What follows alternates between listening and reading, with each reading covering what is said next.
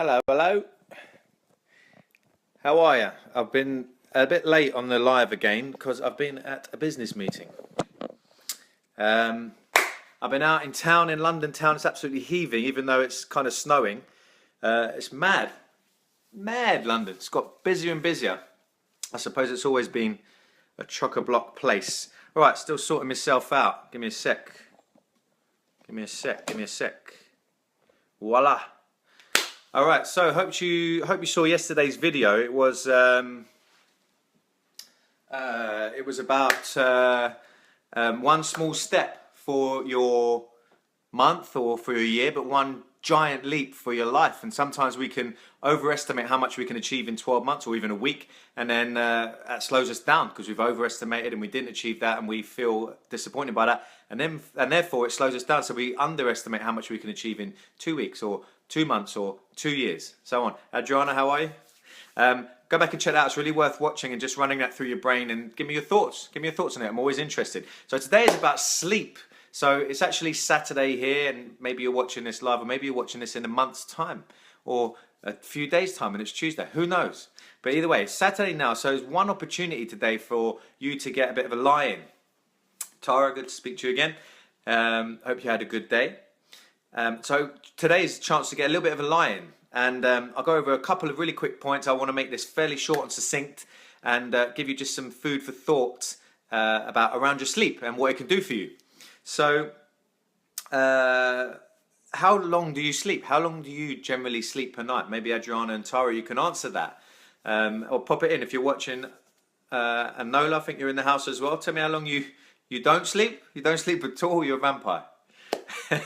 You come awake at night. So a lot of people are like that, right? So a lot of these issues, a lot of weight issues, a lot of mental issues, a lot of productivity issues are traced back to sleep, but people don't put two and two together most of the time. It's really powerful. The power of your sleep is powerful, powerful. So what I suggest is you schedule at least 2, and I'm suggesting 3 or 4 if you can, but at least 2 nights a week you sleep for 7 to 9 hours. 6 to 8, so that's pretty good, Tara. 4.5, wow.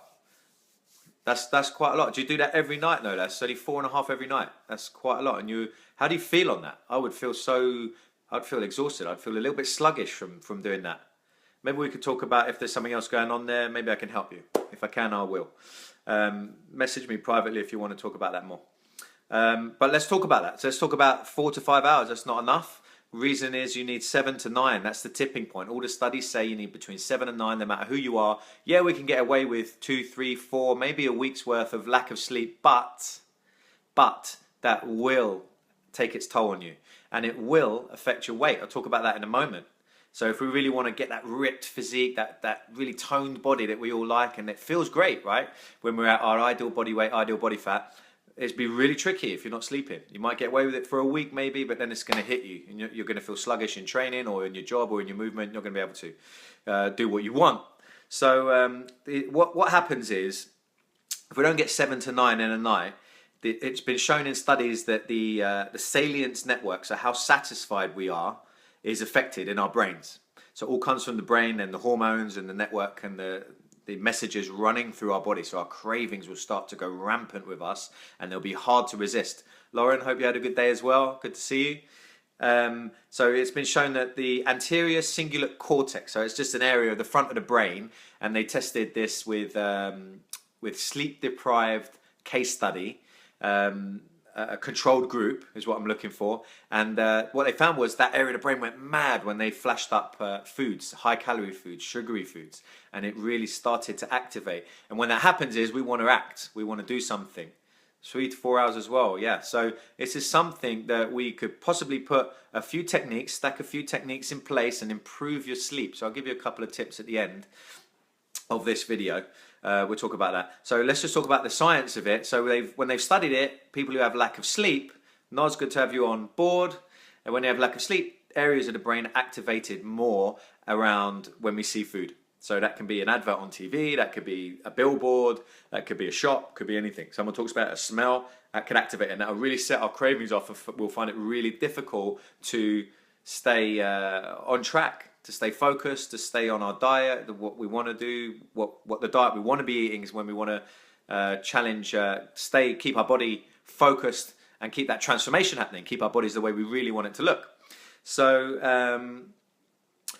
also the neurotransmitters, so the transmitters in the body which affect for instance, our ability to focus, our ability to concentrate, and determination can all be affected by the function of our neurotransmitters. Mally, good to see you, mate. How long do you get? What's your average hours sleep per night?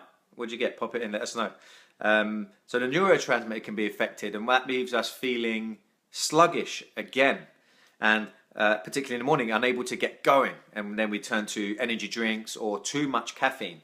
Now, we have a better option on caffeine, as some of you know, but that's still, we don't want to rely on caffeine. We can use caffeine at certain points in our day and enjoy it, but we don't want to be relying on it at any point. Chanel, 8 hours a must, absolutely. So you're right in the sweet spot. 7 to 9. 7 to 9 is, all the studies say that's the tipping point. Some people can get away with 7, some people need 9. And what I've said is that from the beginning is definitely 100% structure at least two nights a week where you're getting 7 to 9.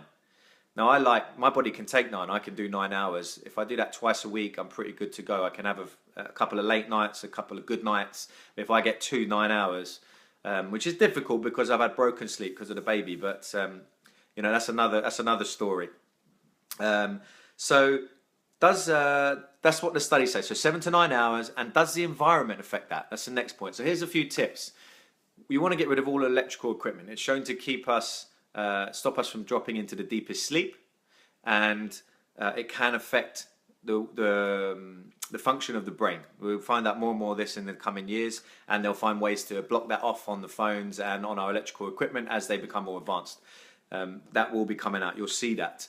So what do? We want to take that all out of the room. What's been shown in the study is a pinprick of an LED light. So for instance, the light that's on the TV, if you have a TV in your bedroom and there's a light on the TV, or the clock, if you have a clock with a light on it, and that hits the skin. So what they showed in a study was pinprick on the sole of the foot will raise someone out of a deep sleep, deep REM sleep, will raise them out and affect the depth of their sleep. Think about that, it's crazy. So this is one little subtle thing that we can stack over time, night in, night after night, where you take out that electricity, take out any light in your room. Now, if you've got lights outside your house and you don't have a blackout blind, get the blackout blind. They're pretty cheap, get them from IKEA or wherever you source them from, but get that blackout blind. Make it pitch black. Your room wants to look like a cave, dark cave, and you want it to be silent. Now, difficult if you've got a baby, but difficult if you live in a noisy neighborhood as well. But use earplugs. Get some wax earplugs, shape them to get that silence. Once you have even a few hours of that pitch black, silent sleep, it's so much deeper, so much more restful. You'll feel the difference. You'll feel the difference. You can't sleep with the TV on. Got to turn that off. Get rid of that. Get rid of that stuff straight away, Lauren. So that will affect. So listen, if you got light coming in, if you've got noise coming in, if you've diet as well, if you're eating sugar around bedtime, that's going to raise cortisol eventually, because your insulin will go up and then your cortisol will come up to counterbalance. You're going to have a yo-yo effect. So we want to cut the sugar out earlier in the day. And I like to have 2 to 3 hours of no food before bed.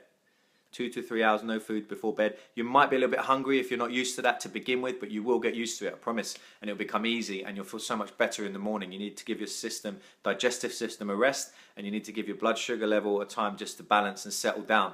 So cut out the food 2 to 3 hours before bed, make it pitch black, and take out all the noise. And if you can't, use earplugs.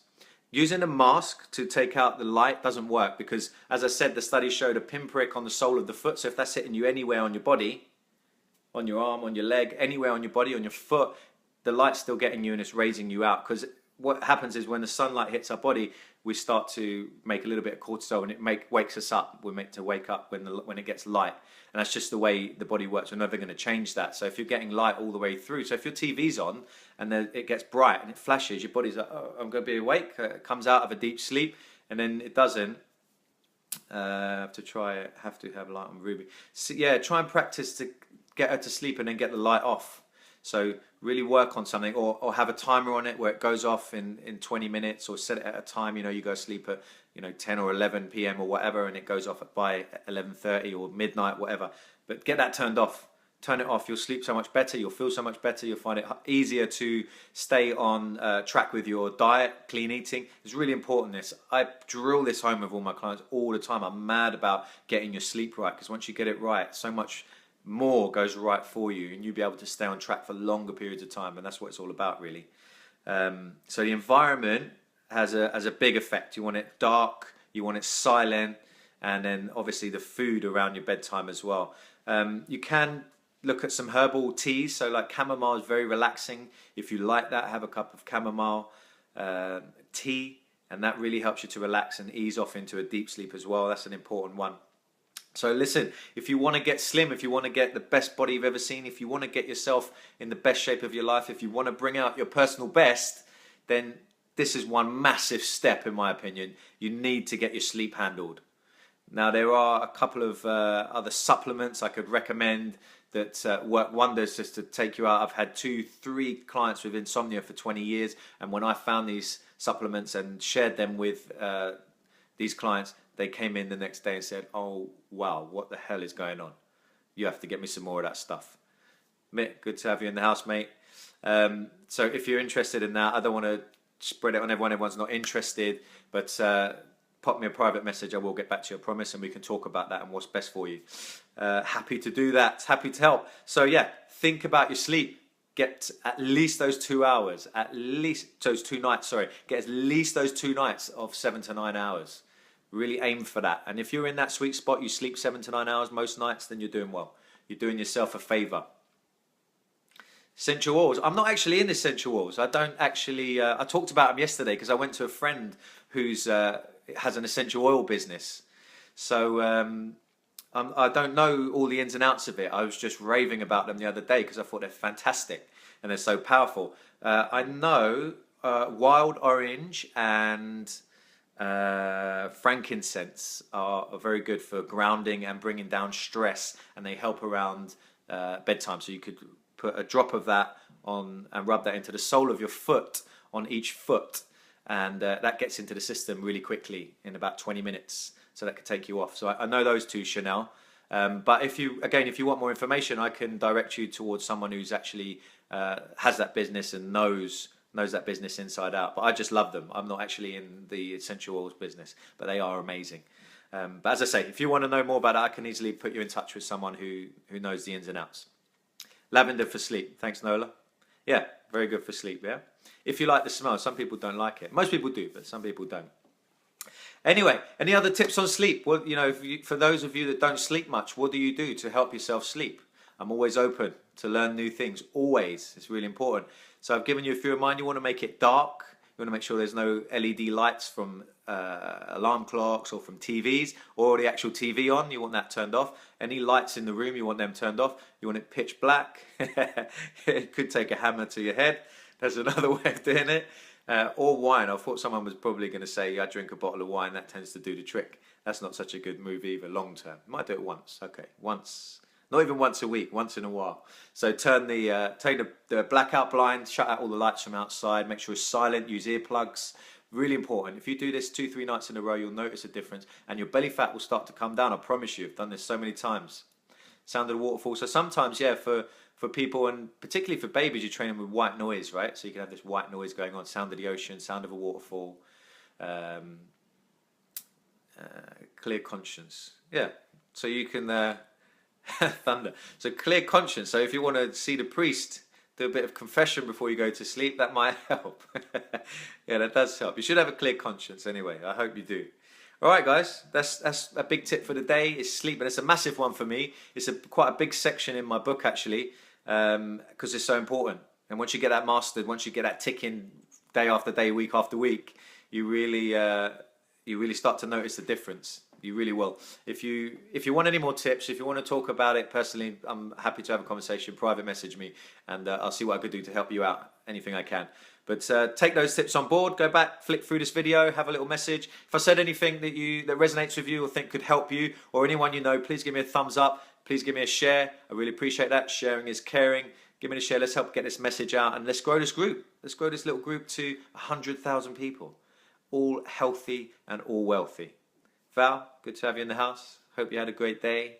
We're just finishing off, Val, so happy to for you to skip back and check this video out. It's a good one about sleep. There might be a couple of golden nuggets in there for you. I kept it really simple, really straightforward, nothing complicated, and give you a little bit of science around what sleep deprivation does and what we can do to combat that.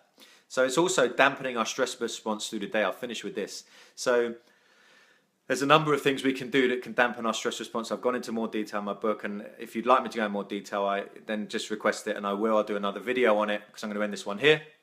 But if you're stressing out all the way through the day, magnesium is a big one for dampening stress, managing our blood sugar levels, and also mind control, so meditation. Yes, thanks, Lauren. So also to meditation, so we're dampening that stress response. If we get really hyper and stressed out at any point in the day, then bang, we're gonna raise our cortisol levels, and if that goes on 4, 5, 6, 7, 10 times in a day, it's going to be really difficult to wind down at night. You've got too much coursing through your system, so we need to manage that over time. First section of my book, it contains 8 principles of lifestyle, because if we don't get that handled, then it doesn't matter what exercise you're doing or what nutrition, what you're eating or what supplements you take, you're going to be fighting an uphill battle, a losing battle. So we need to spend a lot of time on lifestyle and mindset, which I'm mixing them together a little bit, so it gives contrast around these teachings, these trainings, these insights. But if you stay on track, we'll get them all out there. We'll share everything that works together, and we'll find out a way that works perfectly for you as well as me. All right, sleep, sleep, sleep. Have an amazing sleep tonight. You will sleep, and let's do some NLP. So look into my eyes. Look into my eyes, because today you will have the best sleep that you have ever had. You will sleep like a baby, like a log, and you will wake up feeling refreshed and amazing, ready for the best day of your life. Back in the room. Okay, have an amazing evening. Take amazing care of yourself and everyone around you. And remember, happy is a skill that you can learn, and this is a better way to bring out your personal best. Let's go get some health wealth. Let's take the world with us, and I'll see you all tomorrow around 6 p.m. I don't seem to be on time every day, but I will be here, I promise. See you tomorrow. Have a great day. See you, mate. See you, Chanel. See you, Mitt. See you, Lauren. See you, Val. See you, everyone. See you tomorrow.